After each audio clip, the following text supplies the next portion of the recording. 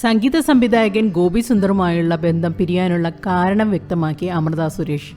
ഈ ഇന്റർവ്യൂവിൽ അമൃത പറയുന്നത് ഇങ്ങനെയാണ്: 2 തവണ ചൂടുവെള്ളത്തിലേക്ക് വീണൊരു അവസ്ഥയാണ്.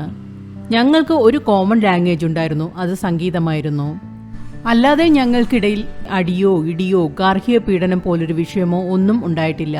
ആളൊരു പീസ്ഫുൾ മനുഷ്യനാണ്. പിന്നെ ഒരു പോയിന്റ് കഴിഞ്ഞപ്പോൾ നമ്മുടെ രണ്ടുപേരുടെയും നയങ്ങൾ ചേരില്ല എന്നായപ്പോൾ അവസാനിപ്പിച്ചു. ലൈഫ് സ്റ്റൈൽ ഭയങ്കര വ്യത്യാസമായിരുന്നു. അതുമാത്രമായിരുന്നു ഞങ്ങളുടെ വിഷയം. ഇത്രയും വലിയൊരു തീരുമാനം എടുക്കുമ്പോൾ മോശമായി പോകണം എന്നൊരു ചിന്തയോടുകൂടിയൊന്നും ആയിരിക്കില്ലല്ലോ ചെയ്യുന്നത്, അമൃത പറയുന്നു.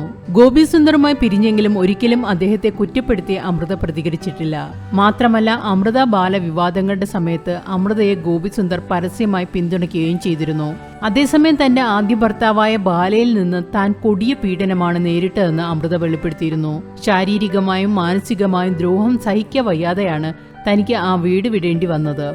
അന്നേറ്റ ശാരീരിക ഉപദ്രവങ്ങളുടെ വേദന ഇന്നും താൻ അനുഭവിക്കുന്നുണ്ടെന്നും അമൃത തുറന്നു പറഞ്ഞു.